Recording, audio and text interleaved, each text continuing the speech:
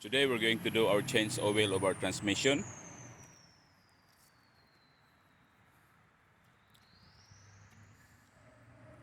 The oil is HCF-2. You need 4 quarts to do this. Let's get started. You see that plug, round yellow, HCF-2? That's the fill bulb of the transmission. We're going to remove that one.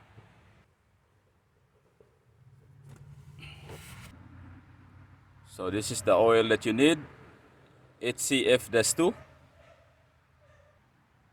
You just need a 3/8 drive to loosen the plug of the transmission. And when I bought the oil at Amazon, they already have the washer. Make sure to replace the washer after you remove the plug. This is the location of the plug. So I already loosened it. So it's not that hard. It's on the driver's side. I already removed the drain. Now it's draining.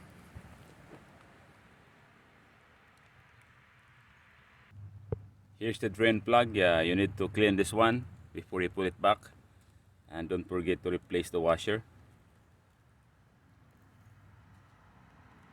This is straight drive.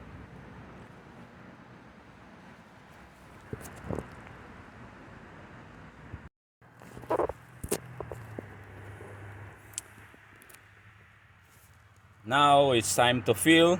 I already put the panel. And I'm going to start filling now the oil.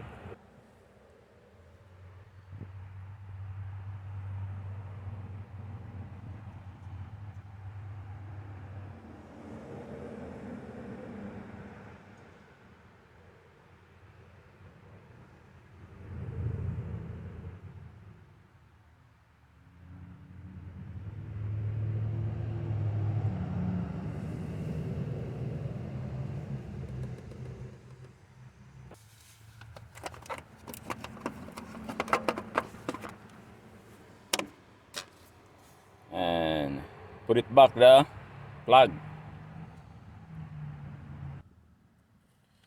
After that, we're going to start the engine.